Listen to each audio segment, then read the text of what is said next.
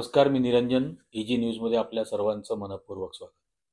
काल राहुल गांधी परभणीला गेले होते आणि परभणीच्या कथित दंगलीनंतर पोलिसांनी जे कोम्बिंग ऑपरेशन केलं, त्या कोम्बिंग ऑपरेशनमध्ये ज्या दलित मुलाला, जो लॉ कॉलेजचा विद्यार्थी होता, LLB करत होता, त्या सोमनाथ सूर्यवंशीला झालेल्या अमानुष मारहाणीमध्ये ज्याचा मृत्यू झाला, तो खरं तर खूनच म्हणायला हवं.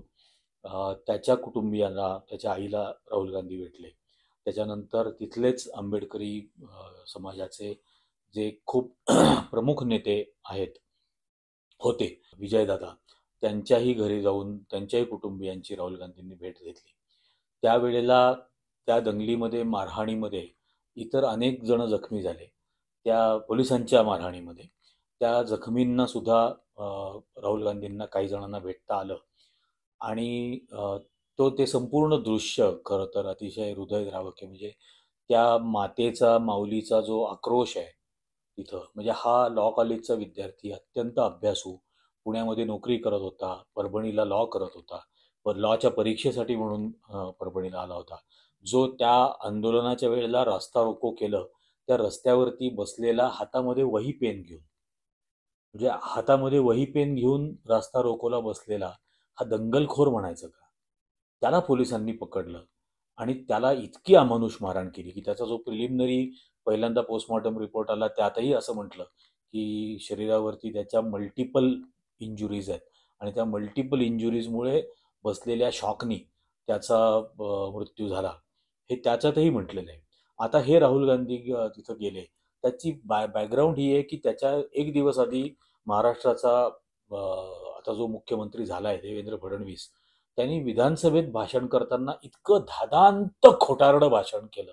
म्हणजे किती नीच प्रवृत्ती असू शकते की पोलिसांनी मारहाण कोणालाच केली नाही संपूर्ण याच्यात, महिलांना मारहाण केली नाही, पोलिसांच्या मारहाणीत सोमनाथचा मृत्यू झालेला नाहीये, तर त्याच्या अंगावरच्या जखमांच्या खुणा या जुन्याच होत्या आणि त्याला दम्याचा आजार होता. म्हणजे जे त्याच्या कुटुंबियांना माहिती नाही, त्याची कुटुंबीय सांगतात की त्याला असा कुठलाही आजार नव्हता. त्याची आई म्हणते तो अतिशय ठणठणीत होता, तो अत्यंत अभ्यासू होता. इतकं धादांत खोटारडं आता आपल्याला महाराष्ट्राला मुख्यमंत्री मिळालाय. काय याच्यापेक्षा दुर्दैव असू शकतं? आणि जुन्या जखमांच्या मुळे त्याला शॉक बसला आणि त्या शॉकमुळे तो मेला. किती निर्लज्जपणाने बोललं जाणार आहे या राज्यकर्त्यांतर्फे. आणि पोलिसांना अशा बाबतीत संरक्षण, इतकी अमानुष मारहाण केल्याबद्दल. ती जी महिला, एक महिला वत्सला, जी व्हिडिओ शूटिंग करत होती मोबाईल फोनवरती, म्हणून तिला तिथं मैदानामध्ये आणलं आणि तिला घेरून पोलिसांनी 10-15 मिनिटं मारहाण केली. याची दृश्य आहेत ना, CCTV फुटेजेस आहेत ना, तिला कशा पद्धतीने मारहाण केली. आणि तिच्या अंगावरचे वळ आजही हॉस्पिटलमध्ये दिसत आहेत ना, ती पडलेली आहे ना तिथंच हॉस्पिटलमध्ये. राहुल गांधींच्या शेजारी एक मुलगा बसलेला आहे ज्याचा हात फ्रॅक्चर झालेला आहे. काय कारण? 2 तास ज्या दंगलखोरांना दंगल करू दिली आणि त्यांना काहीही कारवाई त्यांच्यावर झाली नाही, नंतर पोलीस बेछूट आंबेडकरी वस्त्यांमध्ये फिरले. BR आंबेडकर सही दिसली तर ती गाडीच्या काचा फोडून टाका, रिक्षाच्या काचा फोडून टाका. घरावरती निळा झेंडा असेल, अशोक चक्र असेल, त्या घरामध्ये दरवाजे तोडून आतमध्ये घुसले. माझी मैत्रिणी धम्मसंगीनी तिने फेसबुकवर फोटो टाकलेत. किती अमानुष मारहाण केलेली आहे. आणि योग्य शब्द तिने वापरलाय, अर्धशहाणा. या अर्धवट महाराष्ट्राचा मुख्यमंत्री झालेला आहे. आणि हे राहुल गांधी तिथं गेल्यानंतर देवेंद्र फडणवीस म्हणतात हे त्यांचं नेहमीच काम आहे, समाजामध्ये जाती जातींमध्ये द्वेष पसरवण्याचं काम आहे त्यांचं, त्यासाठी ते तिथं गेले होते. तो चंद्रकांत बावनकुळे तो बडबडतो राहुल गांधी ही काय वाया गेलेली केस आहे. तर बेशरम, तुझा पोरगा वाया गेलेली केस आहे. चंद्रकांत बावनकुळे, तुझ्या पोरांनी दारूच्या नशेमध्ये रात्री, मध्यरात्री नागपूरमध्ये 4-4 वाहनांना धडक मारून उडवून लावलं. नंतर तुम्ही लपवण्यासाठी गाडीचा नंबर काढून घेतला त्या ऑडीचा, काही कोटी रुपयाची गाडी. ते वाया गेलेली केस आहे बावनकुळे. तू राहुल गांधींना बोलताय आणि काही मूर्ख पत्रकार पण आहेत याच भक्त संप्रदायाच्या नादी लागलेले. हे टुरिझम आहे राहुल गांधींचं. ही परंपरा आहे त्या कुटुंबाची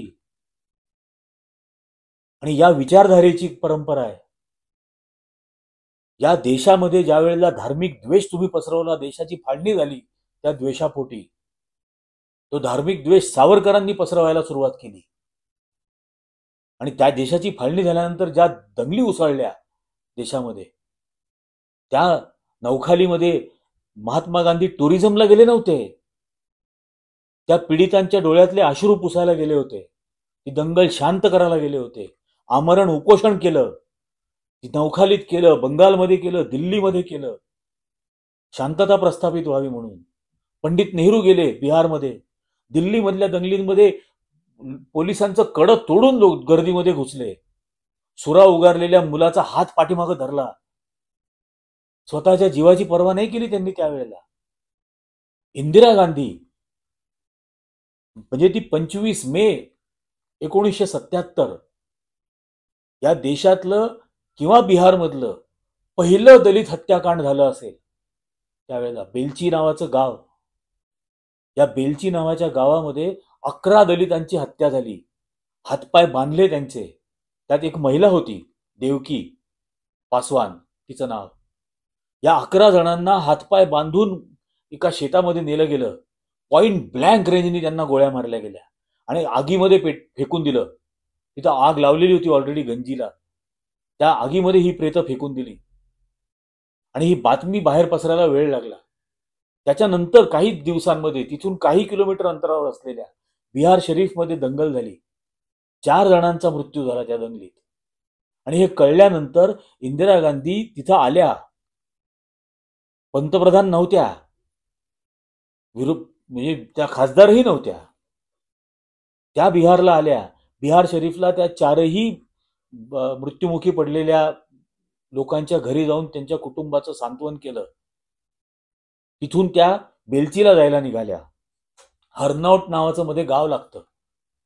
त्या गावापर्यंत गाडी गेली, जाऊ शकली नाही कारण प्रचंड मुसळधार पाऊस होता. रस्ते कधीच उखडून खराब झालेले होते. शेवटी एका जीपमध्ये बसल्या.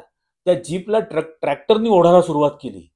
ती जीप चिखलामध्ये फसली, तो ट्रॅक्टर चिखलामध्ये फसला. तेव्हा त्याच्यातून उतरल्या. पाऊस मुसळधार सुरू होता. साडी वरपर्यंत ओढली गुडघ्यांवरती आणि त्या चिखलात तुडवत जायला सुरुवात केली.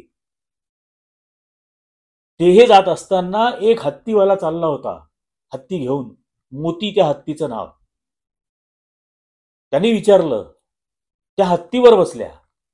3.5-4 तास हत्तीवरून त्या मुसळधार पावसात रस्ते नसलेल्या वाटेनी त्या बेलची गावापर्यंत गेल्या. त्या बेलची गावातल्या सगळ्या या दलित कुटुंबांना भेटल्या, त्यांचं सांत्वन केलं. आणि तिथं काही लोक विचारायला लागले गावातले. तेव्हा त्यांनी सांगितलं, मी भाषण करायला नाही आले, पण ही ज्या घटना घडतायत या देशाच्या एकात्मतेसाठी अत्यंत धोकादायक आहेत. हे त्यांचं वाक्य होतं तिथलं. ही इंदिरा गांधींची परंपरा होती. त्यानंतर राजीव गांधी. आसाम पेटलेलं होतं, विद्यार्थी आंदोलन, आसाम गणसंग्राम परिषदेचं. तिथं जाऊन विक्टिम्सला भेटले. मिझोराममध्ये भेटले, नागालँडमध्ये भेटले, पूरग्रस्तांना जाऊन भेटायचे. मध्य प्रदेशमध्ये शेतकऱ्यांना जाऊन भेटले. जो अफेक्टेड होता त्याला जाऊन राजीव गांधी भेटत होते. सोनिया गांधी सोबत जात होत्या. राहुल गांधी अतिशय लहान होते. राहुल गांधी सुद्धा राजीव गांधींबरोबर पाहायला जात होते. ही परंपरा आहे. आणि आता जेव्हापासून नरेंद्र मोदी पंतप्रधान झाले आहेत, राहुल गांधी जात आहेत ना प्रत्येक विक्टीमला भेटायला. प्रियंका गांधी जात आहेत ना, उन्नावला गेल्या बलात्कार पीडितेला भेटायला, कठुआला गेल्या त्या कुटुंबाला भेटायला, लखीमपूर खिरीला गेले जिथं ते 5 शेतकरी चिरडून मारले होते, भाजपच्या मंत्र्याच्या कार्ट्यांनी मारले होते, त्यांनाही भेटायला गेले. हाथरसला भेटायला गेले. पोलिसांनी अडवलं, खाली पाडलं, पण तरीही भेटायला गेले. लखीमपूर खिरीच्या वेळेला प्रियंका गांधींना अटक करून ठेवली. त्या तरीही भेटायला गेल्या. ही परंपरा आहे. आग्र्यामध्ये त्या चर्मकार समाजाच्या वस्तीत जाऊन भेटल्या. आता त्या परभणीला भेटायला आले. ते इतकं पोटात दुखाचं काय कारण आहे? या देशामधल्या पीडितांच्या, शोषितांच्या, वंचितांच्या डोळ्यातले अश्रू पुसणं हेच खरं राजकारण असायला हवं. त्यांच्या डोळ्यात अश्रू आणणं हे राजकारण नाही. फडणवीस आणि बावनकुल्ले समजून घ्या. लोकांच्या डोळ्यात अश्रू आणणं याला राजकारण नाही म्हणत. हाच राहुल गांधी तुमच्या कोविडच्या काळामध्ये लाखो मायग्रंट लेबर चालले होते रस्त्याने पायपीट करत. तो मायग्रंट लेबरला जाऊन भेटत होता, फुटपाथवर बसून त्यांच्याशी बोलत होता. हाच तो राहुल गांधी. आणि या कोविडच्या काळात तुम्ही काय करत होतात? कारण त्यावेळेला तुम्ही महाराष्ट्रात सत्तेत नव्हतात. तुम्ही मंदिरं उघडा म्हणून आंदोलनं करत होतात. देवेंद्र फडणवीस, लोक तडफडून मरत होते, ऑक्सिजन देऊ देत नव्हतं सरकार. तुमचं केंद्रातलं औषधं करत नव्हती व्यवस्था. त्यावेळेला देवेंद्र फडणवीस, तुम्ही मंदिरं उघडा म्हणून आंदोलनं करत होतात. महाराष्ट्रामध्ये सत्ता बदल होतो हे लक्षात आल्याबरोबर तुम्ही घेतला होता पहाटे पहाटे शपथविधी. पण तसं होऊ शकत नाहीये हे जेव्हा लक्षात आलं, तेव्हा शेवटच्या क्षणी महाराष्ट्राच्या तिजोरीतले 40,000 कोटी रुपये तुम्ही केंद्राला परत पाठवून दिले. इतका बेशरमपणा तुम्ही केलेला आहे. त्या काळामध्ये, कोविडच्याच काळामध्ये, नागरिकांनी मुख्यमंत्री सहाय्यता निधीमध्ये देणग्या देऊ नयेत असं तुम्ही निर्लज्ज आवाहन केलं होतं. तुम्हाला काय माहिती लोकांच्या डोळ्यातले अश्रू पुसणं? तुमचे ते संस्कारच नाहीत, ते संघाचे संस्कारच नाहीत. लोकांच्या डोळ्यातले अश्रू पुसणं. तडफडून मेली लोक.